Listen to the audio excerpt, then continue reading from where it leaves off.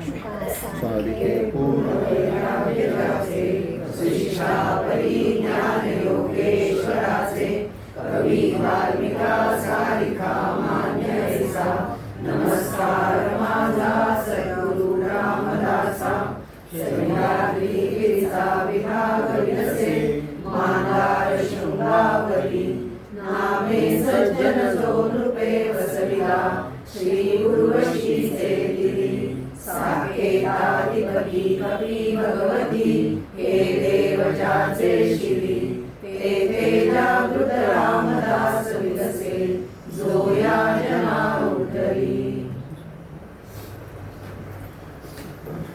आजच्या ओंकारातूनच आपल्याला आजच्या विषयाचा परिचय झाला. आज विषयाचे एवढे सूक्ष्म निरूपण, ज्या या विश्वामध्ये एकमेव परमात्मा परमेश्वर आहे, दिसत नाहीये पण आहेच आहे, त्याची आता जाता जाता ग्रंथ संपता संपता पुन्हा एकदा समर्थाने आपल्याला आठवण करून दिली आहे. जे नाही आहे असं वाटतं पण तेच आहे, दिसत नाही पण नाही असं आपण म्हणतो, पण तसं नाही, दिसत नसतं तरी ते आहे.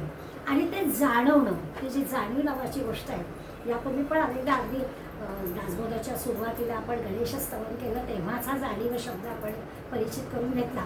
तिथपासून या जाणीवेचा विषय आहेच. जाणीव म्हणजे तसंच आहे, मला हे जाणवलं असं म्हणतानाच म्हणतो की दिसत नाही आहे पण मला जाणवलं. ती जी जाणीव आहे त्या संबंधीचं सूक्ष्म असं निरूपण समर्थाने केलं आहे. होतं असं की मानवी जीवनामध्ये ह्या बरंच अज्ञान भरलेलं आहे. खरं म्हणजे आपण म्हणत समजतही कसं, आपण स्वतःला फार ज्ञानी समजतो, पण विचार केला तसं तर खूप गोष्टी आपल्याला माहिती नाही आहे. इट्स अ फॅक्ट, नाही आहे माहिती, त्याला खरं म्हणजे अज्ञान म्हणायचं. पण एवढ्याने माणूस नाही आहे बरोबर वागत. अज्ञान आहे हे मान्य असलं तरी त्याबरोबर आणखीन एक गोष्ट असते, विपरीत ज्ञान असतं. म्हणजे एखादी गोष्ट माहिती नाही आहे तर समजू शकतो नाही आहे माहिती करून घेता येईल, परंतु जे नाही आहे त्याच्याबद्दल काहीतरी वेगळीच आपली भूमिका ठेवायची आणि जे चुकीचं आहे तेच बरोबर आहे असं मानायचं ही एक माणसाची विशेष गोष्ट असते. त्यामुळे अज्ञान परवडलं, पण त्या अज्ञानाबरोबर ते विपरीत ज्ञान, त्याला शास्त्रीय भाषेमध्ये मिथ्या ज्ञान असं म्हटलं. तर ते विपरीत काय मिथ्या ज्ञान असतं, त्याचा जर आपण विचार केला तर वेदांतामध्ये यालाच अविद्या असा शब्द आहे. आता मिथ्या ज्ञान, अविद्या असे शब्द आपल्याला रोजच्या व्यवहारात असतात, पण आपल्याला अज्ञान कळतं, विपरीत ज्ञान कळतं.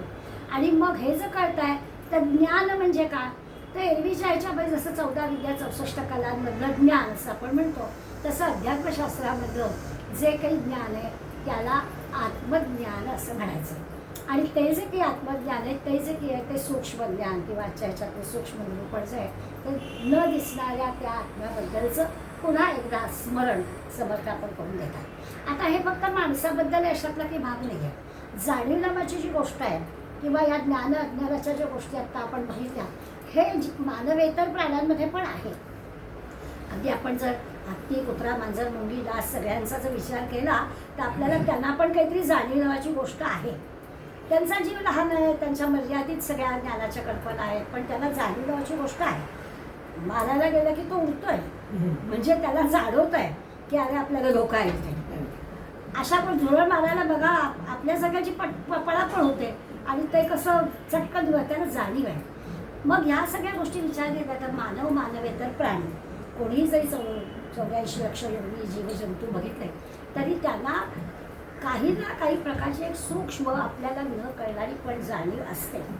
आता या सगळ्यामध्ये आपल्याला महत्त्वाचं काय तर ज्ञान हवं आहे, आणि त्या आत्मज्ञानासंबंधी आपण म्हणतोय, आणि ती सुद्धा जाणीवेतलीच गोष्ट आहे. जसं आपण काही काही उदाहरणांमध्ये म्हणतो, आता गेल्या आठवड्याभरातच असेल, तुम्ही पुन्हा वाचलं असेल, पुण्यातले कोणीतरी डॉक्टर आहेत, आता मी नाव विसरले, त्यांनी एका गोंदवलेकर महाराजांच्या परमशिष्याचं मानेच्या ह्याच्यातलं मणक्यातलं ऑपरेशन करायचं होतं, आणि त्या ठिकाणी लोकल अनेस्थेशिया देणं हे पण शक्य नव्हतं, आणि सगळ्या अनेस्थेशिया देणं पण त्या वयात म्हणू शकत नव्हतं. त्यामुळे काय करायचा मोठा डॉक्टरांना प्रश्न होता. तो त्या रुग्णाने, म्हणजे महाराजांचा शिष्य असल्यामुळे त्यांनी सोडवला. ते म्हणाले, तुम्ही अगदी बिनधास ऑपरेशन करा माझं, मला फक्त मी आता ऑपरेशन सुरू करतोय असंच सांगा, आणि संपलं की संपलं असं पण सांगा. मग तुम्ही काय करा, तोपर्यंत मी नामात राहील. नामात राहील याचा अर्थ तिथली जाणीव मी काढून घेईन, मला काहीही तिथला जराही वेदना होणार नाही. आता ही जी काही गोष्ट आहे ही आपल्याला कोणी सांगितली तरी विश्वास नाही बसणार.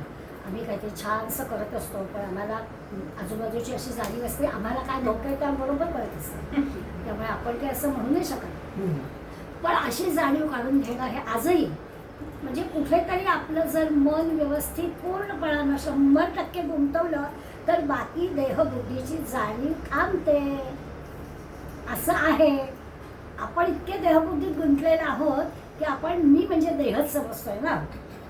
जे आत्मस्वरूप आहे ते आत्मा म्हणजे मी आहे हे आपल्याला शब्दशः मान्य असलं तरी कृतीतून अजून मान्य नाही आहे. माझी ओळख काय तर हा माझा देह, ही माझी ओळख आहे. आणि त्यामुळे देहासंबंधीच्या सगळ्या ज्या गोष्टी आहेत त्या माझ्या आहेत असं मला वाटतं. पण पुन्हा पुन्हा संत मंडळी आपल्याला सांगतायत की देह म्हणजे मी नाही आहे. ते जे आत्मतत्व आहे, देह हा काही 70-80 काय वर्ष असतील तोपर्यंत भाड्याने मिळालेली गोष्ट आहे. पण आत्मतत्व आहे ते माझं खरं स्वरूप आहे. त्या स्वरूपाचा पुन्हा एकदा विचार आपल्याला करायचा आहे. आता ह्या ज्या काही जाणीवेची अवस्था वगैरे आपण म्हणतोय यालाच आपण वेगळ्या अर्थाने ईश्वर दर्शन होणं असं म्हणतो. आणि खूप मंडळींना म्हणजे संत मंडळींना प्रत्यक्ष ईश्वर दर्शन दिल्याचे दाखले आपल्याला मिळतात. मग तुम्हा आम्हाला सोडा आम्हाला पडदा व्हायला पाहिजे बाबा, काय तो आहे ना देव मग दिसला पाहिजे असं जर आम्ही म्हटलं तर आम्हाला जोपर्यंत दिसत नाही तोपर्यंत आम्ही म्हणणार का की नाहीच आहे. तसं तर म्हणण्याची आमची हिंमत नाही. हे सगळं विश्व चालत आहे, त्याच्यामध्ये काहीतरी एक शक्ती आहे, त्याला ईश्वर शक्ती आपण म्हणतो आहोत. पण दिसावं म्हणत तर दिसत नाही आहे.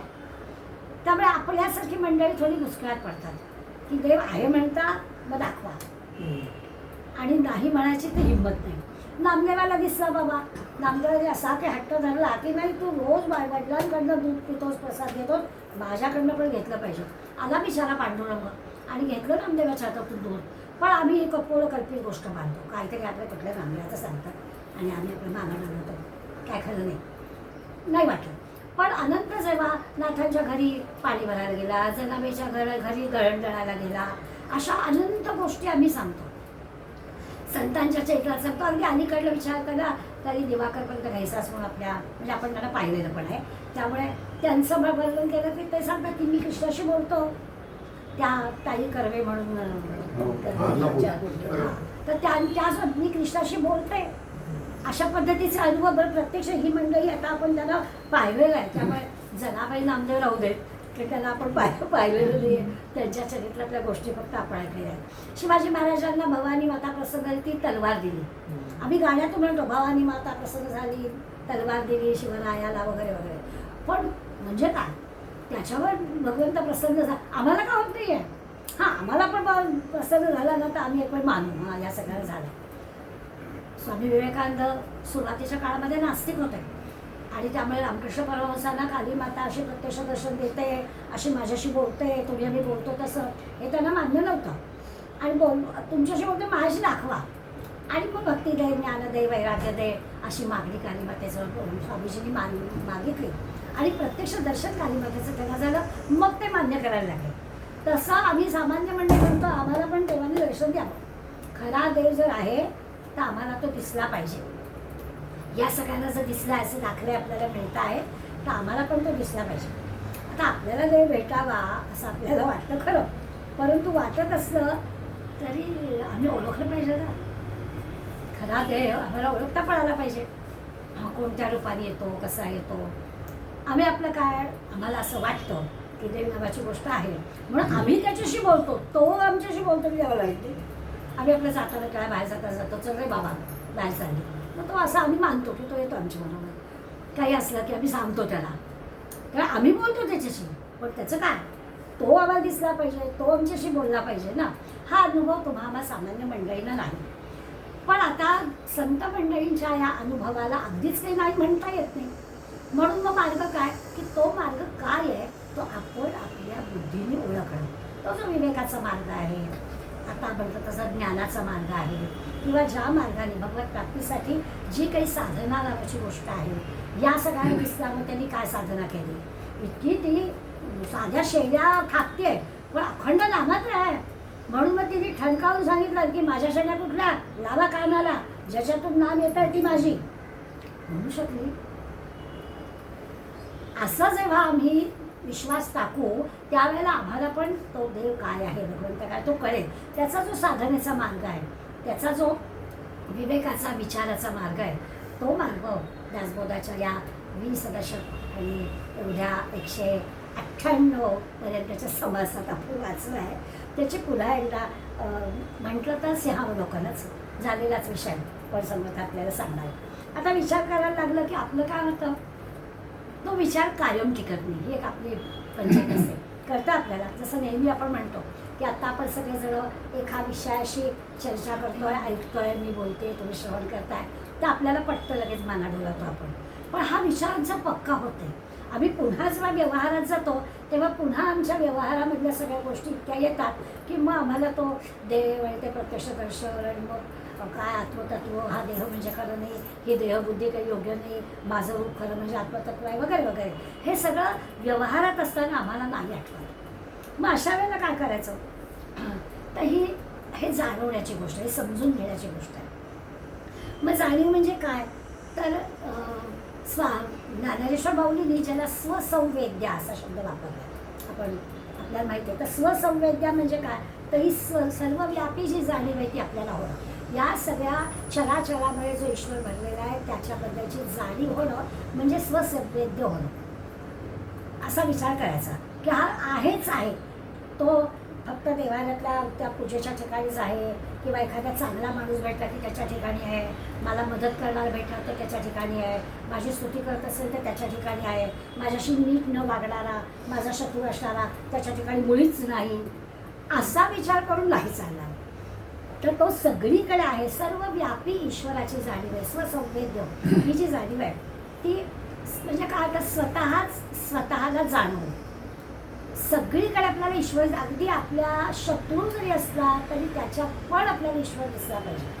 अगदी टोकाची उदाहरणं पण दिलेली आहे की कोटाच्या खिशात खरं म्हणजे विंचू होता, हात घातला, विंचवानी विंचवाचं काम केलं, चावला, कळलं. आता खरं म्हणजे शाळ्या माणसाने परत नाही ना हात घालू, पण तो विंचवाचं काम करतोय, मला त्याला टाकायचं आहे काढून बाहेर, पण त्या हात घातला की तो चावायचा आहे. आता याला काय मिळावं. त्यामुळे विवेकाचा विचार करायचं, हे वारंवार आपण म्हणतो की विवेकाने विचारपूर्वक ही जी काही स्वसंवेद्य आहे, सगळीकडे ईश्वर भरलेला आहे. आणि म्हणून शिवाच्या पिंडीवरती विंचू असला तर त्याला चपलेने मारलाच पाहिजे ना. तिथे तू शिवाची पिंड आहे, तिथं कसं काय मारायचं, असं कसं चालेल, असा विचार करून चाललं नाही. तो शत्रू आहे, त्याचं काम वेगळं चाललेलं आहे, तो त्रासदायक आहे, तर त्याला मारायलाच हवा. अशा प्रकारच्या ज्या आपण गोष्टी ऐकतो, वाचतो, त्यावेळेला आपल्याला कळतं की स्वसंवेद्य म्हणजे काय, तर स्वतःची जाणीव, जे जसं आहे ते आपल्याला जाणवणं. आता आपलं मग अशी म्हटलं जे जसं आहे तसं ते आपल्याला नाही दिसत, विपरीत दिसतं ना, आणि म्हणून आपली सगळी गडबड होते. खरं तर सच्चित आनंद असं आपलं स्वरूप आहे. आपला ओळख काय, तर हा दिसतोय हा देह, हे काही आपली ओळख नाही. आपण सगळेजण सच्चित आनंद, तो जो सत आहे, तो सत म्हणजेच काय आहे, तर तो मी आहे. आणि या देहाला जो आतमध्ये प्रकाश देणारा आहे, बुद्धी देणारा आहे. आता बोलायला मला जी काही आतून शक्ती मिळते असं आपण म्हणतोय, ती जी आहे ती तिचीच शक्ती आहे. तुम्ही श्रवण करताय, तुमच्याजवळ जी आज शक्ती आहे तिचीच शक्ती आहे. आणि मग आपण सगळे आनंद स्वरूप आहोत. असं खरं सच्चित आनंद हे आपलं स्वरूप आहे. हे खरं ज्ञान. पण तसंही आपल्याला प्रत्येकाला आपण नेमके कोण आहोत याचं भान आहे. आपण कुठे आहोत, कशासाठी आलो आहे, काय करतो आहे, आजूबाजूला काय आहे. एखाद्याला डुलकी आली तर शेजारचं लक्ष जातं आणि मग झोपते, हे आहे ना. ही पण जाणीव आम्हाला आहे. ही सगळी देहाच्या स्वरूपातली जाणीव आहे. स्वसंवेद्य म्हणजे आतली जाणीव. आणि बाकी ज्याला आपण म्हणतोय आपल्याला जी असते ती सगळी बाह्य जाणीव आहे. या सगळ्याचा विचार आपल्याला वारंवार करताय. आता हे सगळं जग खरं वाटणं, आजूबाजूच्या गोष्टी खऱ्या वाटणं, यालाच देहबुद्धी म्हणायचं. आणि मग ईश्वर आपल्याला पाहायचा आहे. ते ईश्वर बघायचा असेल किंवा ईश्वराची शक्ती जाणून घ्यायची असेल तर आधी पहिल्या तर देहबुद्धीतून आपल्याला बाहेर पडायला हवं. ती फार मोठी अवघड गोष्ट आहे. आणि त्याच्यासाठी आपल्याला सूक्ष्म विचार करणं हे गरजेचं आहे. दुसरं एक सारखं म्हणणं असतं लोकांचं की ही जी आपण मगाशी उदाहरणं घेतली त्याच्यावरून, की भोळा भाव जिथे असेल ना तिथे देव भगवंत भेटतो. समर्थाला काय तो भोळा भाव वगैरे मान्य नाही. समर्थाला 18 वर्षीच रामायाचं दर्शन झालं. पण फार भोळा भाव काही नाही, हा गैरसमजच आहे. भोळा भाव सिद्धिभाव असं काही नाही. इतकं भोळा भाव असेल तर काही विचार हवा, विवेक हवा, भान हवं, जाणीव हवी, हे सगळं हवं. मग त्याच्याचे काय होतं की आपल्याला जोपर्यंत देहबुद्धी आहे, जोपर्यंत अज्ञान किंवा विपरीत ज्ञान आहे, तोपर्यंत हे सगळं ज्ञान आपल्याला झेपतच नाही. तेवढ्यापुरतं वाटतं, परंतु प्रत्यक्ष ते ज्ञान आपल्याला झेपत नाही. ते ज्ञान झेपायला आपल्याला देहबुद्धीतून बाहेर यायला पाहिजे. नाहीतर आपल्याला सगळ्यांना कळतं काय बरोबर काय चूक आपल्याला कळतं, आपल्या आचरणातल्या गोष्टी आपल्याला कळतात, पण त्या कळल्या तरी अजून याच्यातून बाहेर पडत नसतो. त्यामुळे आपली गडबड होते. आणि व्यवहारामध्ये आपण देव ज्याला म्हणतो, म्हणजे मूर्तीमधल्या देवाला देव म्हणतो, मातीचा असेल, चांदीचा असेल, आणखीन काही असेल, त्याची आपण पूजा अर्चा वगैरे करतो. आणि ते काही जे काही करतो ती पूजा अर्चा झाला विसर्जन पण करतो. साधारणपणानं देव हीची काही संकल्पना आहे, त्या संकल्पनेमागे आता समर्थ म्हणतात की हे ना मला मनाला पटत नाही. आपण सुद्धा या दृष्टीने विचार करू काय आहे, ज्याला आपण देव मानायचा त्याची छानपैकी प्राणप्रतिष्ठा करायची, पूजा अर्चा करायची, 3 दिवसांनी लगेच त्याचं विसर्जन पण करून टाकायचं. तर हे मनाला पटत नाही असं समर्थ पण आपल्याला याच्यात सांगणार आहे. तर देव कसा आहे, कसा शोधायचा, ही सांगणारी अनेक साधनं आहेत. देवाला शोधण्याची किंवा समजून घ्यायची अनेक साधनं आहेत. पण ते सांगणं किंवा समजणं, सांगणं एक ठीक आहे, पुस्तकी ज्ञान आहे, पण ते समजणं हे खरं ब्रह्मज्ञान, आत्मज्ञान आहे. त्यामुळे मग हे सगळं का करायचं? हे अशी मूर्ती आणायची, पूजा करायची, अगदी मनापासून करायची, रजा वगैरे घ्यायची, घर स्वच्छ करायचं, डेकोरेशन करायचं, 4 लोकांना बोलायचं, प्रसाद करायचं, किती गोष्टी आपण करतो. आणि ते सगळं झालं की त्याच देवाला, ज्याला विचारायला एवढं आणलं, त्यालाच विसर्जन करायचं. अगदी नवरात्रात खड्यांची असो, नाहीतर गणपतीची असो, किंवा अन्य कुठल्या हात टाकायचे, कुठल्याही पूजा आपण मूर्ती स्वरूपात आणतो आणि त्याचं विसर्जन करतो. पण मला की देव बनवता येण्यासारखा नाही आहे. मातीचा, चांदीचा, सोन्याचा कुठलाही असू दे, पण त्याला असं बनवता नाही येणार. तो जो सगळीकडे आहे, स्वसंवेद्य आहे, तर त्याला बनवता कसा येईल? त्यामुळे याचा अर्थ काय? एकीकडे पूजा करण्यासाठी आम्ही ते आणतो पण, त्याची पूजा पण करतो, त्याला देव म्हणतो पण, आणि एकीकडे म्हणतो स्वसंवेद्य की सगळीकडे चराचरात तो भरलेला आहे. तर यातलं काय खरं मानायचं? ती पूजा करतो ती पण खोटी म्हणता येत नाही. आज वर्षोनुवर्ष चालत आलेली गोष्ट आहे. जरा झालं नाही एखाद्या वर्षी तर आमच्या मनाला लागतं, अरे यावर्षी झालं नाही. किंवा आम्ही जर गावी जात असलो कोणी, तर जर मिळालं नाही एखादं वर्ष जायला, तर लगेच आपल्याला कसलंच होतं, अरे मी इतकी वर्ष जाते, या वर्षीला गणपती जाता नाही आलं. त्यामुळे ही पूजा बरोबर का, हे स्वसंवेद्य, ही जाणीव बरोबर, असा तुम्हाला खरं म्हणजे प्रश्न पडतो. पण लक्षात असं येतं की देवानी जर अनेक देह धारण केलेले आहे, सगळे तुमच्या आमच्या प्रत्येकामध्ये जो देव आहे, चराचरात सगळीकडे जो देव आहे, तर असं म्हणायला पाहिजे की देवानीच असं सगळं धारण केलेलं आहे. आपण सगळेजण म्हणजे त्या देवाचा अंशच आहे, सगळे देवच आहे असं जर म्हटलं तर मग या देवाला टाकायचं आहे. मग त्या गणपतीला आम्ही आणतो आणि विसर्जित करतो, ही त्याच्यासाठी ती प्रतिकात्मक गोष्ट आहे की आम्ही देहात अडकू नये, ही देहबुद्धी काही खरी नाही, हे समजण्यासाठी या प्रतिकात्मक गोष्टी आहेत. या देहात पण देव आहे, देहमंदिर, आतला देव जो आहे ते आहेच ना, तर त्या देवाला ओळखायचं, त्या देह टाकायचं आहे. तसंच या बाबतीत सुद्धा आहे, त्या देह धारण करणारा किंवा सोडायला देव कसा आहे, तर तो धारण करून येतो. मूर्तीच्यामध्ये आपण प्राणप्रतिष्ठा करतो, त्यामुळे तो जणू की ईश्वर त्याच्यामध्ये आला, पण विसर्जन करतो त्याला कारण आहे. तर कोणी जर आपल्याशी आला ना, एखादा देव न मानणारा आपल्याशी वाद घालतो की काय तुम्ही देवपूजक, काही अर्थ नाही, आणि त्या एवढं प्रेमाने आणि त्याला लगेच विसर्जित पण करतात, तर सांगता आलं पाहिजे आपल्याला. सूक्ष्म निरूपण म्हणजे काय, तर हेच आहे की त्याच्यातली जी सूक्ष्मता आहे ती आपल्याला ओळखता आली पाहिजे की बरोबर आहे, आम्हाला असं आमच्यामध्ये पण देव आहे, तर आमची सगळी जी काही हालचाल चालली आहे, आम्ही जे काही करतो त्या आत असणाऱ्या शक्तीमुळे करतो आहे, तीच ईश्वराची शक्ती आहे. तीच ईश्वराची शक्ती आम्ही त्या मूर्तीमध्ये आहे असं मानतो. आणि ते झालं की हा जसा आम्ही देह टाकणारच आहोत, तसंच त्या मूर्तीचं विसर्जन पडेल असं विचार केला तर कुठलीच गोष्ट शाश्वत नाही, हे करण्यासाठी हे सगळं आहे. अर्थात लोक अशाश्वतालाच देव म्हणतात, हे असं सगळं काही सगळ्यांना पटतं, अशातला काही भाग नाही आहे, त्यामुळे त्याचा काही आपण विचार करायचा नाही. आपल्याला सगळ्यांना माहिती आहे, मोठी मोठी माणसं, विशेष काहीतरी कर्तृत्व दाखवणारी माणसंसुद्धा याच्यावर येतात, किंवा अगदी आपली परंपरा सांगते, आपले आई वडील, आजी आजोबा, आणखीन कोणी, यांचं पण आपल्याला सगळं कर्तृत्व माहिती असतं आणि त्यांचे फोटो बिटो आपण लावतो. तर त्याच हेतूने असतं की ती एक आपल्या मनामध्ये स्मृती असावी यांनी केलेल्या. तर त्या देहाने नाही, त्या आत्मतत्वाने किंवा त्यांच्यामध्ये असणारी जी शक्ती आहे त्या कर्तृत्वाची ओळख म्हणून आपल्याला ते फोटो हे करायचं असेल. केवळ व्यक्ती म्हणून की आपण त्याची पूजा करत नाही, माणूस म्हणून जरी आपल्याला ते त्याच्याबद्दल आदरप्रेम बसलं तरी त्यांचं कर्तृत्व दाखवण्यासाठी आपल्याला ते करायचं असतं. उपासनेच्या बाबतीत सुद्धा असंच आहे. मग आपण आपल्या कल्पनेनं त्या मूर्ती बनवतो, त्या मूर्ती आणतो, बरोबर आहे, आणि देव समजतो आपण त्याला. पण खरा देव काय आहे, खरा देव साकारायचा असेल तर आपल्यामध्ये असणारं सच्चित आनंद स्वरूप जे आहे त्याची जाणीव आपल्याला असणं, त्याला देव मानणं, हे सगळं सांगणं.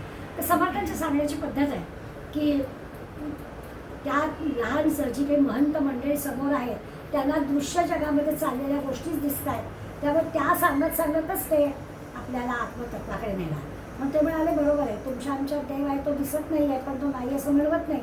मग काय आहे, तर तुम्हाला मला शक्ती देणारी आत जी गोष्ट आहे, न दिसणारी आहे पण ती आहेच आहे, तिलाच देव मानायचं. आता या सगळ्यामध्ये विचार विवेक असायला हवं, त्याला काही दुसरं नाही आहे. विवेकानंदाच्या भाषणामध्ये मूर्तीपूजा करणं चूक आहे असं ते सुरुवातीला सांगायचं. नंतर मग रामकृष्णांच्या सहवासात गेल्यावर ते मूर्तीपूजा करायला लागले, ती गोष्ट वेगळी, पण सुरुवातीला मूर्तीपूजा करणं चूक आहे असं म्हणायचं. इकडे समर्थ तर स्वतःच सगळ्या देवांची पूजा करायला सांगतातच आहेत आपल्याला. मंदिरच बांधले समर्थाने कितीतरी, जाऊ ते काय मारुतीचं मंदिर बांधलं, त्यामुळे समर्थ मूर्तीपूजा करायला सांगतात. आणि सुरुवातीच्या काळामध्ये विवेकानंद सांगायचं की मूर्तीपूजा करणं चुकीचं आहे. याचा अर्थ काय, तर मूर्तीपूजेद्वारा सगळं काही प्राप्त होतं आहे असं काही नाही आहे. पण जेव्हा रामकृष्णांनी त्याला सांगितलं की हे जे काही आत असणारी ईश्वरीय शक्ती आहे, ती ईश्वरीय शक्ती आणि समोरच्याची ईश्वरीय शक्ती, या ईश्वरी शक्तीचा परिचय म्हणजे ओळख होणार. त्या कालीमातेजवळ असणारी जी ईश्वरीय शक्ती आहे ती शक्ती आणि माझ्यातली शक्ती एकच आहे. म्हणजे रामकृष्ण अशी स्वतःच्याच देहाची पूजा करायची म्हणजे, कारण सगळीकडे ईश्वरच ना, तर मग वेळच त्याला असंच म्हणायचं ना, पागलच म्हणायचं त्याला की हा कोण, हा पागल माणूस आहे. कारण लोकांच्या दृष्टीने असं करणं हा वेळेपणच होता, परंतु त्यांच्या दृष्टीनं त्याला सगळीकडे चराचरामध्ये भगवंत दिसायचा. हे कळायला स्वामीजींसारखा शिष्य असायला लागतो, तेव्हा ते कळतं, नाही तर कळत नाही. तर रामकृष्णासारख्या महात्मा निर्माण झाल्यावर मूर्तीपूजा करा असं अगदी म्हणजे नास्तिक असणाऱ्या स्वामीजींच्यामध्ये सुद्धा हा बदल झाला. पुढे त्यांनी आधी जरी धिक्कार केला असला तरी पुढे त्यांनी मूर्तीपूजा स्वतः केली. आणि हे आपल्याला जगात सगळीकडे दिसतं. म्हणजे स्वामीजींनी केलं एवढ्यापुरतंच नाही आहे, आपल्याला यहुदी माणसं जी आहेत ती कुठल्याही रूपाला प्रतीक म्हणजे असं मानायला तयार आहे. ईश्वराची कल्पना म्हणजे काही मूर्तीपूजा नाही असं त्यांचं असतं. म्हणजे त्यांच्या दृष्टीनं अशी पूजा करणं वाईटच आहे असं आहे. पण तोच यहुदी एक पेटी, दोन्ही बाजूला दोन देवदूत आणि वर एक मेघ अशा स्वरूपातल्या ईश्वराची कल्पना करतोच. म्हणजे त्या एक प्रकारची मूर्तीपूजाच आहे. पण आपल्याला असं वाटतं की आमचा हिंदू धर्मच काय तो असा काय वेळं वाकडं काहीतरी विचार करा, सगळे सगळीकडे आहे. अगदी गौतम बुद्धांनी केलं असलं तरी आज सगळीकडे बुद्धाची मंदिरं दिसतात, सगळं बुद्धाच्या मूर्तीची पूजा होतेच की.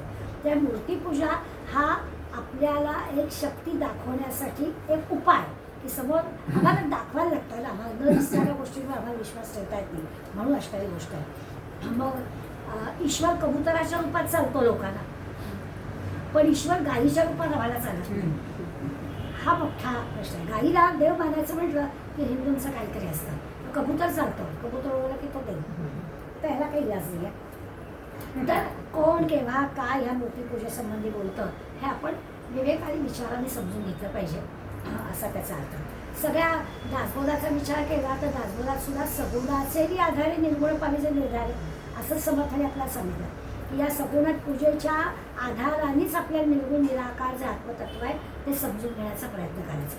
पण जायचा ह्याच मार्गाने रोज त्या बिचाऱ्या पांडुरंगाची पूजा करून करून करून जेव्हा त्या प्रत्येक गोष्ट त्याला विचार करायची.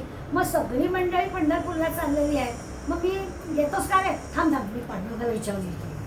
आता याला काय म्हणायचं, तू आणि मी तर सगळे एकच आहे, तर त्याला विचारायला जायचं पण ह्यानी सुरुवात होते. सगळीकडे पांडुरंगच आहे, मग पांडुरंग पण वेगळा मी वेगळा. म्हणून तुकाराम महाराज म्हणतात की अगदी बरोबर आहे, तुझं आणि माझं अद्वैत आहे, पण तरी देखील तू भगवंत आणि मी भक्त हेच नातं बरोबर आहे.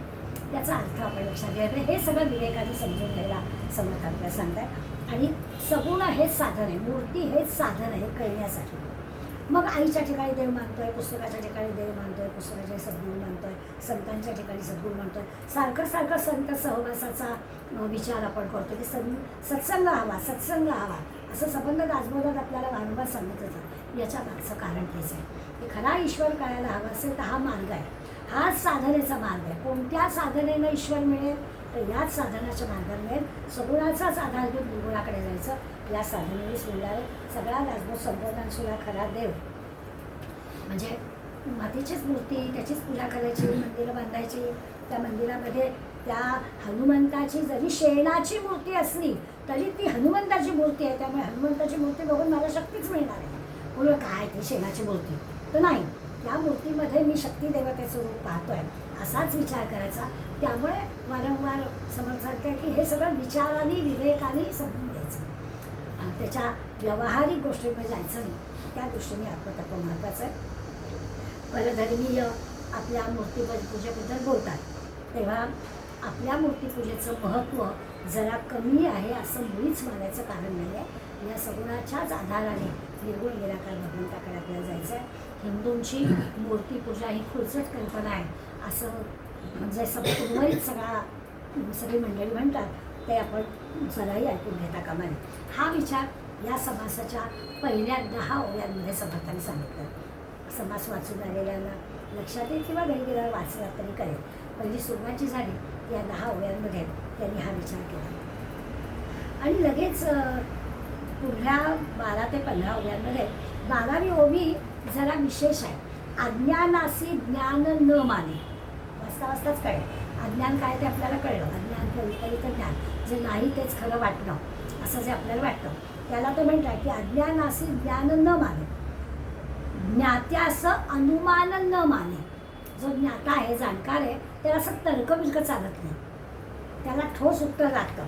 म्हणून ही सिद्धांची यात होणे.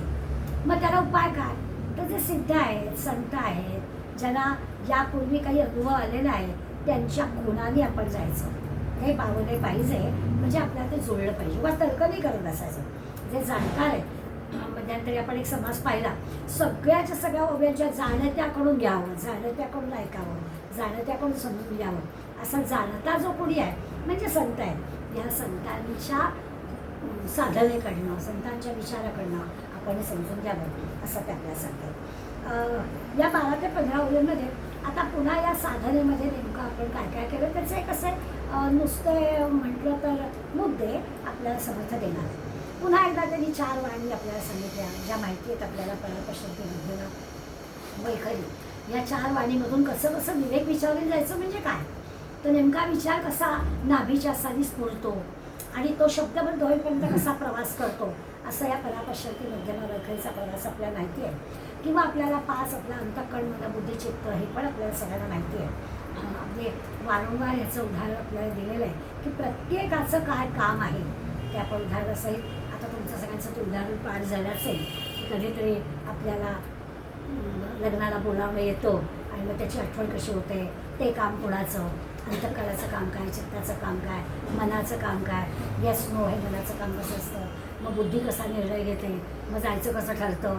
आणि छान चित्त अंतःकरण मन बुद्धीने कामं केलेली असतात, पण तरी आल्यावर आपण काय बोलतो, तो अहंकार कसा असतो, असा सगळा विचार आपण त्या उदाहरणामध्ये आलेला केलेला आहे. या सगळ्या म्हणजे जसं परापश्चिम मध्यमा वैखरीमध्ये आपण म्हणतो की मनात आलेला जो विचार आहे तो विचार शब्दबद्ध करणं. आता सामान्य माणसाच्या मनात आलेला विचार शब्दबद्ध करायला त्याला शब्द अपुरे पडतात किंवा त्याची तशी तीव्र बुद्धी किंवा ज्याला आपण प्रतिभा म्हणतो ती सगळ्यांजवळ असते असं नाही. आज सकाळी मी पुस्तक एक चालत होते योग सहस्रबुद्ध्यांचं. त्या पुस्तकामध्ये कुंपण, या कुंपण विषयावरती 2 पानं त्यांनी लिहिली. आता कुंपण तसं पाहायला गेलं तर काय शेत कुंपण नाही ते आपल्याला, पण त्याच्यावर त्यांनी मानवी जीवन कसं असतं आणि कशा कशा कुंपणामध्ये आपण इतकं सुंदर केलं आहे. तर हे काय आहे की त्यांची जी काही परावाणीमध्ये आलेली प्रतिभा आहे, परावाणीमध्ये आलेला त्यांचा जो विचार आहे, त्यांचं जे स्फुरण आहे, ते शब्दबद्ध करण्याची त्यांची कुवत ही सामान्यांपेक्षा बरीचशी आहे. त्यामुळे त्यांनी एका शब्दावरती 2-3 पानं सहज त्यांनी लिहून आपल्यापर्यंत आणलं. तर तसं प्रत्येकाच्या त्या परावाणीमध्ये असणारी जी काही स्फुरणाची शक्ती आहे ती वेगळी वेगळी असू शकेल, पण तिथे ती शक्ती असते आणि ती वैखरीपर्यंत प्रवास करते. तसंच आपल्याला अंतःकरण बुद्धिचित्त हा विचार आपण केला आहे. आता या सगळ्या पार्श्वभूमीवर म्हणजे हे सगळं आधी मनात ठेवायचं की हे सगळं असं कसं होतं, आपण प्रत्येक जी गोष्ट बोलतो त्याचं स्फुरण कसं होतं, ते कशा पद्धतीनं प्रवास करते, त्याला शब्दबद्ध कसं रूप येतं. कधी कधी आपल्या इथपर्यंत आलेलं असतं पण आपण बोलत नाही, तेही आपल्याला अनुभवता येतं. आपण म्हणतो अगदी आलो तो तोंडाशी पण नाही बोलले, कारण आपण त्याच्या परिणामाचा विचार करतो. ते अंतःकरण मंदबुद्धी अहंकार जो आहे त्याच्यामधला प्रवास जो आहे तो काय होतो, नको बाबा मी बोलायचं काहीतरी गडबड व्हायची म्हणून नाही बोल, आलो तर कंठाशी पण नाही बोलले, असं आपण अनेकदा म्हणतो. तर ह्या सगळ्या गोष्टींचा विचार केला तर हा आपल्या सगळ्या एकंदर विचारांचा प्रवास आणि आत्ता म्हटलं तसं या अंतःकरण पंचकाचा विचार हे केलं तर पुन्हा आपल्याला येईल की हा सगळं मनात येणं म्हणजे काहीतरी संकल्प मनात येणं. ही संकल्प मनात येण्याची गोष्ट शास्त्रामध्ये त्याला मूळ माया असं म्हणतो आपण, त्याचा विचार केला आणि उदाहरणाने लक्षात घेतलं कळतं की ती जी मूळ माया आहे त्यांनी व्यवहार सगळा नीटपणे केला तर होत असतो, सगळा यशस्वी होतो. पण मध्ये जर काही गडबड केली तर मात्र आपल्याला त्याचं दुःख होतं त्या सगळं. आता हे जे की आहे त्याचा विचार केला तर हे करून कुणाकडून घ्यायचा हा झाला सगळा आतल्या आत्म्याचा व्यवहार, काय काय करायचं, कसं करायचं. पण प्रत्यक्ष करायचा आहे या सगळ्या आपल्या ज्ञान देणाऱ्या अवयवांकडून. जरी प्रतिभा वगैरे सगळं म्हटलं, चारी वाणींचा प्रवास म्हटला तरी ते बोलायचं आहे आपल्याला जिव्हेनी. त्यामुळे आपली जी काही 5 ज्ञानेंद्रिय आणि 5 कर्मेंद्रिय आहे त्या ज्ञानेंद्रिय कर्मेंद्रियांकडवी आपल्याला हे सगळं करायचं आहे, त्यांच्याशिवाय होणार नाही. त्यामुळे हा सगळा प्रवास पुन्हा त्यांच्याकडे ते एकीकडे ते डोकं आहे, आपली इंद्रिय आपल्या ताब्यात पाहिजे, मी काय बोलायचं, कसं बोलायचं, कुठे बोलायचं, किती बोलायचं हे मला ठरवायला हवं. बोलून गेले वगैरे चालणार नाही. टिपू सुलतानाबद्दल बोलून गेलो असं कसं चालेल, चोखच आहे. आमच्या महाराजांशी तुलनाच होऊ शकत नाही असं होईल. मोठ्या माणसांनी अशा प्रकारचं विधान नाहीच करता कामा, आपल्याला भान असलं पाहिजे असं म्हणतोच की नाही आपण. तसं आहे की हे सगळं आपल्या ज्ञानेंद्रिय कर्मेंद्रियावर आधारित आहे. म्हणून शेवटी हा जो देह आहे या आतमध्ये असणाऱ्या चैतन्याने ही सगळी इंद्रिय किंवा या जडदेहाकडून काम करून घ्यावं लागणार आहे. एकीकडे सुरुवातीला आपण जे मिथ्या किंवा विपरीत म्हटलं ते मिथ्या आहे, ते मिथ्या बाजूला करून जे खरं आहे, सत्य आहे, जाणीवपूर्वक आपल्याला टिकवायचं आहे हे केलंच पाहिजे. मग त्याच्यासाठी उपाय काय?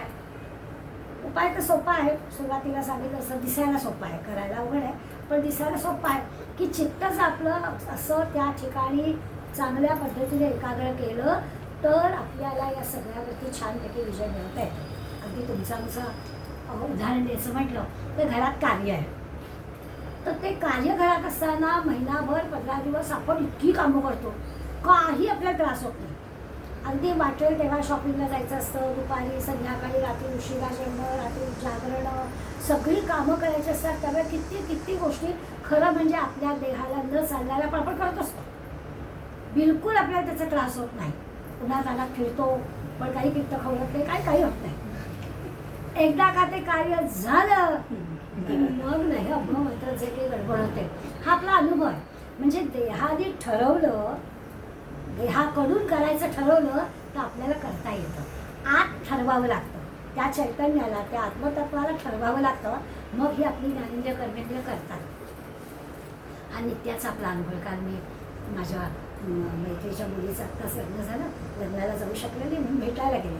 त्या आजी एका घरात, सासूबाई घरात अगदी म्हणजे हॉलमध्ये आम्ही सगळ्या गेलो होतो पण खरंच त्यांच्या अंगात ताकद नव्हती, त्या आडव्याच होत्या. महिनाभर काय होतं, घरामध्ये कार्य असल्यामुळे आजीला दबायला वेळच नव्हता. पण जशी रात गेली सासरी त्याबरोबर हे काय होतं तर आपल्या देहाला करता येऊ शकतं, त्या आतून ताकद आली पाहिजे. म्हणजे आपल्या लक्षात येतं की हो आहे बाजू हिंमत, म्हटलं तर करू शकतो आपण. अजिबात थकत दमत नाही, पण नाहीच जमणार, बाहेरच्याने नाहीच होणार, म्हणायच काय. हा आपला नित्याचा अनुभव आहे.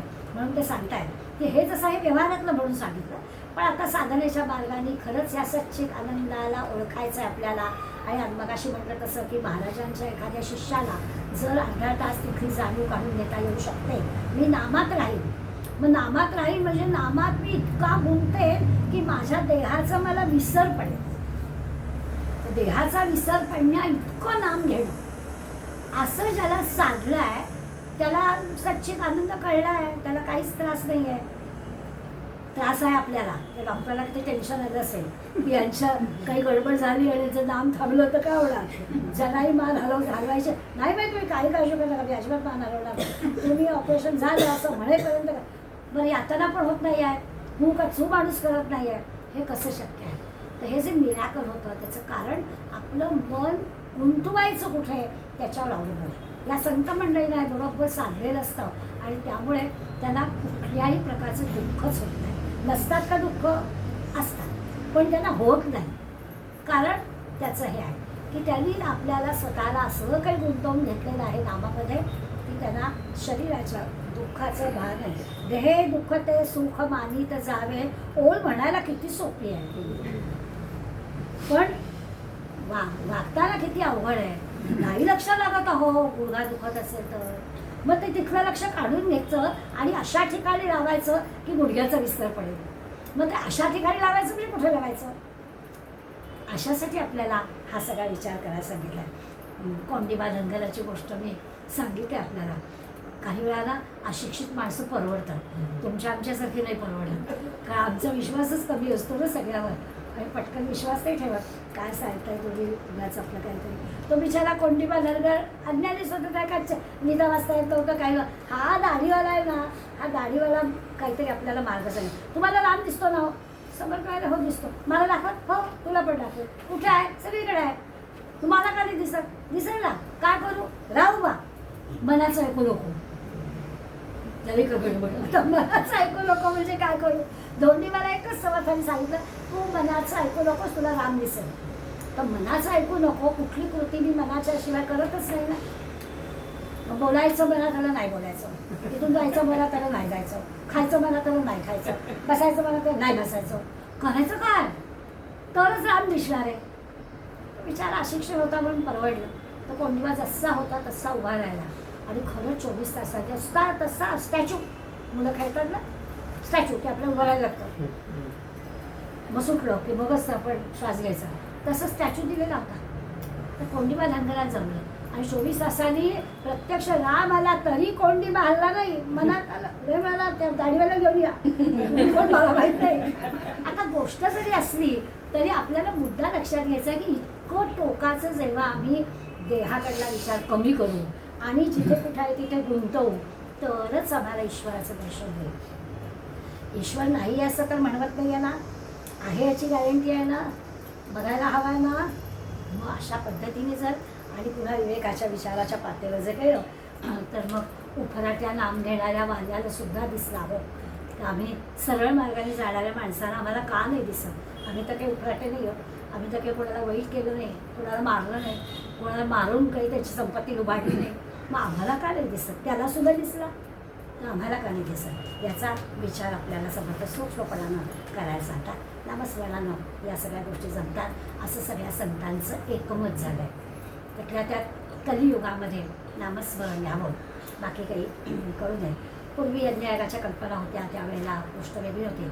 आता ह्या अशा अवघड गोष्टी काही करायची आवश्यकता नाही. कलियुगामध्ये नाम घ्यावं. निवृत्तीनाथांपासून अगदी विवेकानंदांपर्यंत आपण एक 5-10 उदाहरणं घेतली किंवा कुणाचंही घेतलं तरी त्या सगळ्यांनी नामस्मरणावर भर दिला आहे असं आपल्या लक्षात येईल. निवृत्तीनाथाचा अभंग आहे, नामाचे बळे तरीचे संसार. या संसारातून तरुण जायचं असेल तर निवृत्तीनाथ म्हणताय नाम घ्या. माऊली पण नामे तुटे देहबुद्धी, नामे होय कार्यसिद्धी.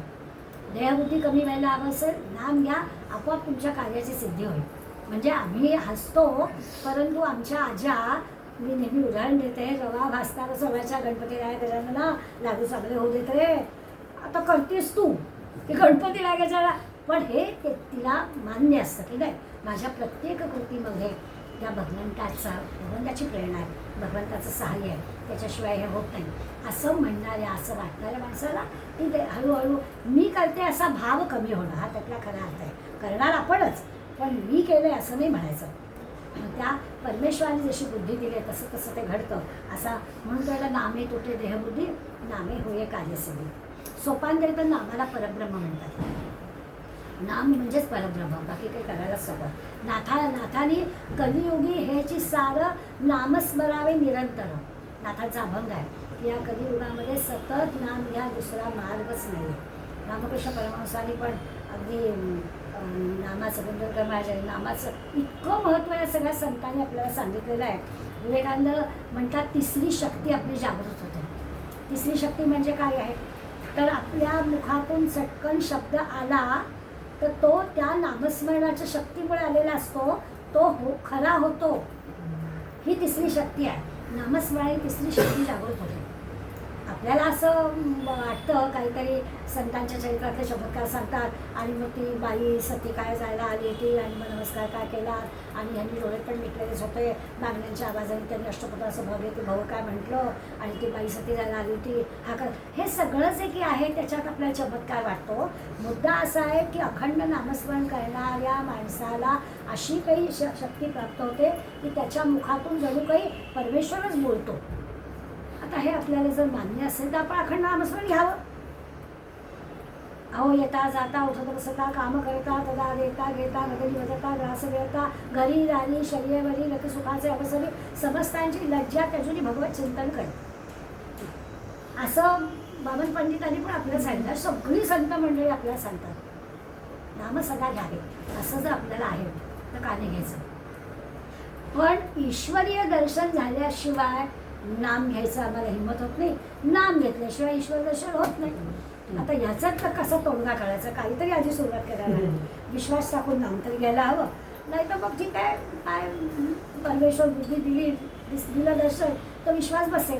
दोन्ही गोष्टी घडतात. आपल्याला माहिती आहे, आपण आत्ता गोंधळाला गेलो होतो, तिथे मोठं हॉस्पिटल पाहिलं.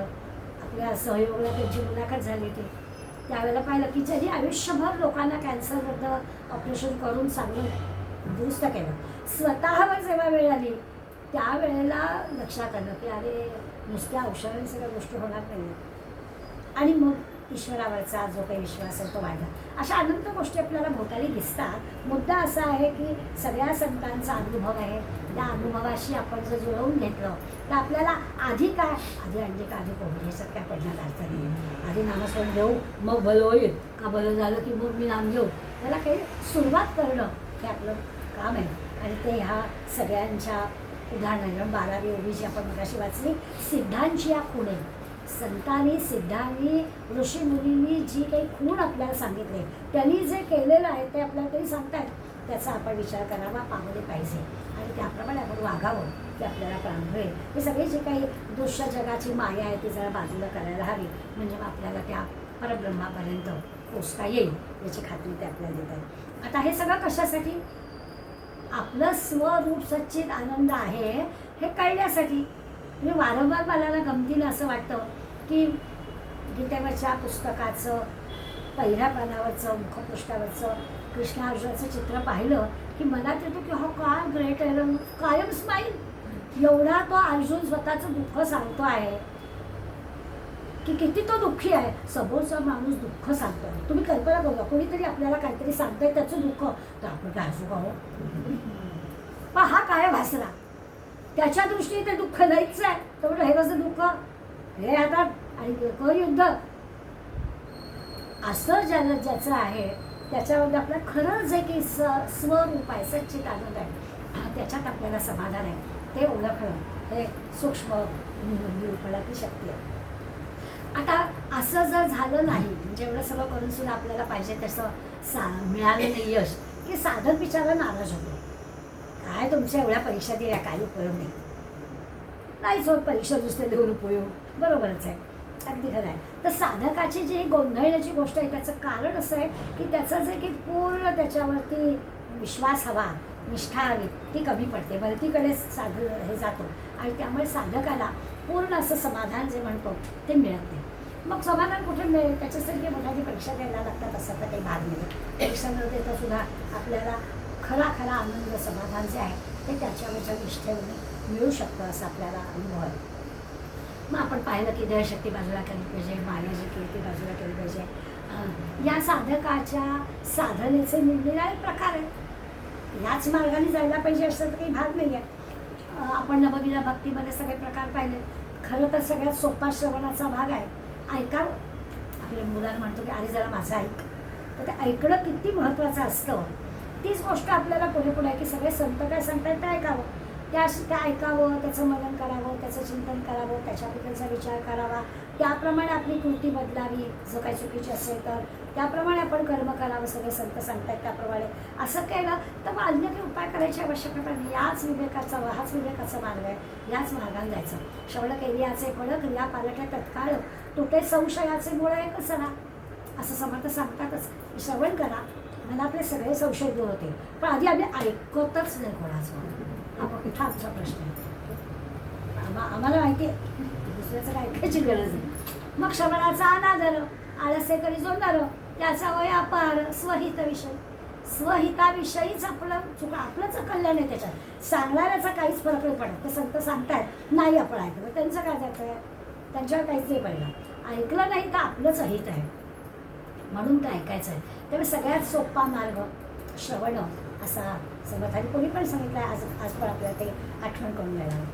त्याच्यानंतरच्या समासाच्या अखेरच्या भागामध्ये मगाशी जे मिथ्या म्हटलं किंवा विपरीत संज्ञान म्हटलं, कुठल्याही परिस्थितीमध्ये अशा मिथ्या गोष्टी किंवा काहीतरी चुकीच्या गोष्टी अशा असू शकतातच. जसं आपण नेहमी माऊलींचं उदाहरण असतं की दूर काळोख आहे, असं संध्याकाळची वेळ किंवा उजेड कमी आहे, अशा वेळेला दूरवरती काहीतरी असं झाडावरून लोटताना दिसत आहे तर तो सापच वाटणार. चांगलं कसं मनात येईल आणि मग आम्ही दूरच राहणार, उगाच काय नसतं काहीतरी करायला जायचं असंच वाटणार ना आपल्याला. आणि ते नेहमी दोरीचं आणि सापाचं उदाहरण दिलं जातं. त्या उदाहरणामध्ये आपल्याला माहिती आहे की ज्याला या पूर्वीचा अनुभव आहे साप नावाच्या गोष्टीचा, तो माणूस घाबरेल. एखादं लहान मुलं आहे, त्याला माहीतच नाही आहे साप म्हणजे काय, त्याला कशाला भीती वाटेल, तर चला जाऊया काय बघू करायचं, हाताने ओळख सुद्धा, कारण त्याला माहीतच नाही. त्यामुळे विपरीत ज्ञान काय, तर हे असं पुरेसं ज्ञान नसलं की आम्ही गृहीतच धरतो हे असंच असं. मग आम्ही काहीतरी हिंमत दाखवली पाहिजे, बॅटरी आणली पाहिजे, काठी आणली पाहिजे, 4 लोकांना गोळा केलं पाहिजे, बघितलं पाहिजे की नाही ही दोरीच आहे, हा साप नाही, असं आम्हाला करता आलं पाहिजे. तो जो आहे तो खरा विवेक विचार असं करणं. पण आम्ही दुरूनच बघा कशाला जायचं, बघतील बाकीच आहे, आपण आपलं लांब असं नाही झालं. म्हणून ते आपल्याला सांगतात की खोट्याचा टिकाव लागायला नको असेल, खरं काय ते आपल्याला कळायला हवं असेल तर त्यासाठी संत आपल्याला जे काही प्रकाश देत आहेत तो आपण मान्य केला पाहिजे. खोट्यामध्ये जे गुंतलेलं मन आहे त्याला खऱ्याकडे नेलं पाहिजे, थोडंसं आत डोकावलं पाहिजे, म्हणजे मग या गोष्टी होतात. आणि त्याच्यासाठी हे श्रवण मनन चिंतन ज्या काही नवविधा भक्ती आपल्याला सांगितल्या त्याच्यातली नामस्मरण हे सगळ्यात महत्त्वाचं अशा साधनांची आपल्याला गरज आहे ते पण सांगतात. आता या सगळ्या गोष्टी या मार्गाने जेव्हा आपण करायचा प्रयत्न करतो, सुरुवातीला कदाचित असं होतं की या सगळ्या गुंतागुंतीच्या वाटतात, चटकन मन रमत नाही. आणि नामस्मरण जरी म्हटलं किंवा अगदी श्रवण जरी म्हटलं तरीसुद्धा श्रवण केलेलं अण्णा नेहमी म्हणायचे की कोणीतरी व्याख्यानामध्ये म्हणायचं की अहो ते पूर्वी सांगून झालं, अहो पूर्वी सांगून झालं लोकांच्या लक्षात राहत नाही, पुन्हा सांगा. कारण श्रवणात किती 30% सुद्धा नाही आम्ही लक्षात ठेवू शकत, म्हणून तर पुन्हा पुन्हा सांगावं लागतं. आम्ही तो भक्तीच्या याचा कार्यक्रम करायचो ना, तर मी म्हणायचे अण्णा आता त्याच गोष्टी सांगून कंटाळला, तर नवीन सांग. काही नको त्याच सांग, लोकांच्या काही लक्षात राहत असं ते आम्हाला सांगायचे.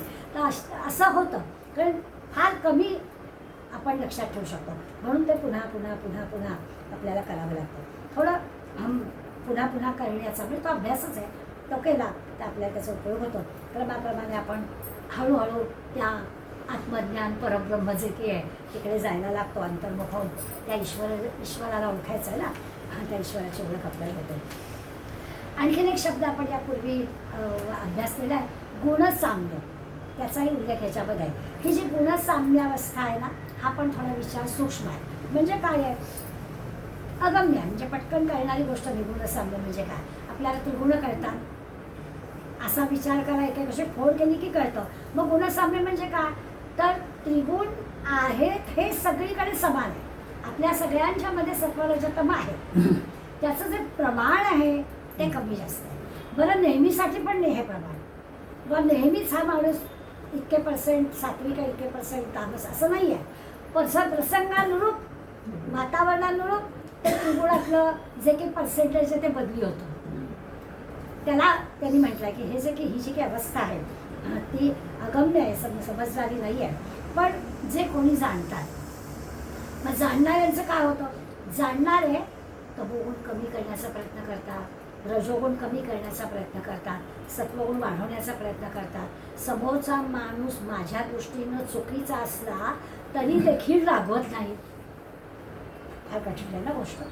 दिसताय धादांत, माझ्या मनासारखं समोरचा माणूस वागलेला नाही आहे तरीही न रागवणारा असतो, त्याचा तमोगुण कमी झाला आहे. रागवलं की झालं, मग आपला पण तमोगुण वाढला असं होईल ना.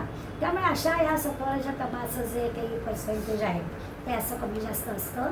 या संत मंडळींचा विचार केला तर त्यांच्या बाबतीमध्ये आपल्याला ते वंदनीय का वाटतात? तर आवश्यक तिथे तमोगुण आलाच पाहिजे बरं का वरती. जसं नेहमी आपण उदाहरण आपल्या देशाबद्दल, आपल्या धर्माबद्दल कोणी काही म्हटलं तर आपला तमोगुण आलाच पाहिजे. तो त्यासाठी म्हटलं तर तो सत्वगुणच आहे, तर त्यासाठी आपण त्याचा वापर करणार आहोत. त्यामुळे त्या गुणांचा पुन्हा एकदा आठवण करून दिली. अजून काही 2-3 शब्द की शिवशक्ती, पुरुष प्रकृती, सगळे गेलेले शब्द आहेत. त्याच्यावरती एक समास आपण अभ्यासलेला आहे. तर ह्या पुरुष प्रकृतीबद्दल म्हणजेच पुरुष म्हणजे आपलं हे आत्मतत्व चैतन्य आणि प्रकृती म्हणजे आपला हा देह. संबंध विश्वाचा विचार केला तर दृश्य जे काही दिसतं आहे आपल्याला, ती सगळी जी काही आहे ती प्रकृती आहे. आणि हे सगळं जी काही दृश्य जग चालवणारी शक्ती आहे ती जी काही ती पुरुष आहे. अशा प्रकारच्या सगळ्या गोष्टी आपण यापूर्वी शिकलो आहे. आणि ह्या सगळ्यामध्ये राहणारी जी मंडळी आहे तीही आपण त्रिगुण धारण केलेली सगळीजण आहोत. हे सगळं करणाऱ्याला षड्गुणेश्वरी असं पण त्यांनी म्हटलं. हे सगळे शब्द आपल्याला पूर्वी गेलेले आहेत. शुद्ध सत्व किंवा काय अर्धमाता, अशा म्हणजे कुठे कुठे किती गुणक्षोभिणी, सगळं मूळ मायेची जी नावं दिलेली आहेत त्या सगळ्या गोष्टींचा विचार केला तर ही सगळी एकाच त्या मूळ मायेची नावं आहेत. त्या सगळ्या एकच हे विश्वाने निर्माण केलेलं आहे. त्याला वेगवेगळ्या वेळेला रामकृष्ण परमहंस उदाहरण देतात की जसं एकच माणूस आहे किंवा एकच स्त्री आहे, त्या स्त्रीला वेगवेगळी मंडळी वेगवेगळ्या नावाने ओळखतात. स्त्री तीच असते. कोणी तिला बहिणी म्हणतं, कोणी तिला ताई म्हणतं, कोणी काकू, मावशी, मामी, आत्या, जे काही नातं असतं त्या व्यक्ती एकच आहे. तसंच आहे हे सगळं आत्मतत्व जे आहे, चैतन्य आहे, ते सगळ्यांमध्ये एकच आहे. आपण त्याला देहाच्या मार्फत ओळखत असल्यामुळे वेगवेगळं म्हणतो आहे. तसं 3 गुणांच्या मिश्रणाने आपलं हे सगळं शरीर आहे, हे सगळं आपल्याला प्रत्यक्ष माहिती आहे. आणि मग मन, माया आणि जीव या 3 गोष्टींचा विचार करायचा. आता माया कळली आपल्याला, जीव म्हणजे आत्मा म्हणायचं, आणि हे सगळं कळायला मन पण असायला लागतं. तर मन, माया आणि जीव या 3 गोष्टी म्हणजे आपण ज्याला त्या माणसाचा स्वभाव म्हणतो ना तो आहे.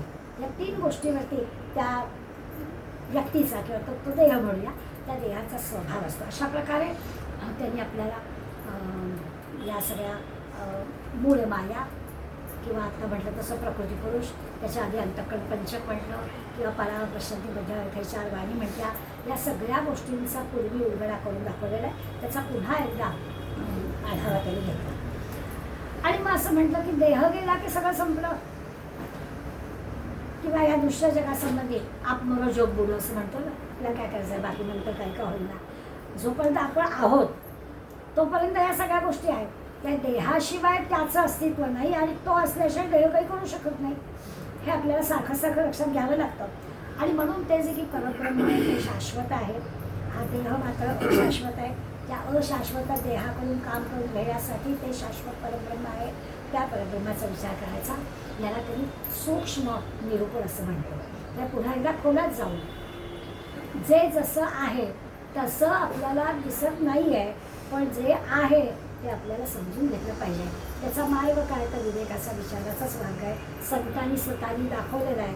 त्या मार्गाने चांगलं आपल्याला अगदी मऊ वाट करून दिलेली आहे. असं काही नाही. मला तर नेहमी असं वाटतं की या सगळ्या संत मंडळी आपल्यासाठी पंचपक्वान्नाचं ताट समोर ठेवलेलं आहे. आता खाणं तर आपल्या हातात आहे. ते का कोणी आपल्याला भरवायला यायला हवं अशापेक्षा तेवढंच फक्त आपल्याला करायचं आहे. अशी सगळी व्यवस्था सगळ्या संतांनी करून ठेवले आहे. आता फक्त विचाराने आपण ते ज्ञान आत्मसात करण्याचा प्रयत्न करायचा अशी समर्थांची इच्छा आहे. आणि आता अखेरच्या टप्प्याकडे जायचं आहे आणि शेवटचा जो आहे ते झाले साधनाचे फळ सगळं सांगून झालं आहे. आता काहीच सांगायचं बाकी नाही आहे. तर उद्या आपण शेवटचा सिंहावलोकनाचा 20व्या दशकाचा 10वा समास घेऊ आणि आपल्या ग्रंथाला नमन करू. आज इथंच थांबू. तव स्मरण संतत स्फुरणदायी आम्हाकडो, तदीय गुणकीर्तनध्वनिसुरं न करणी पडो. स्वदेश हितरक्षणाविण तुझी कथा ना घडो, तुझ्या समयी आमची काली पडो. जय रघुवीर समर्थ.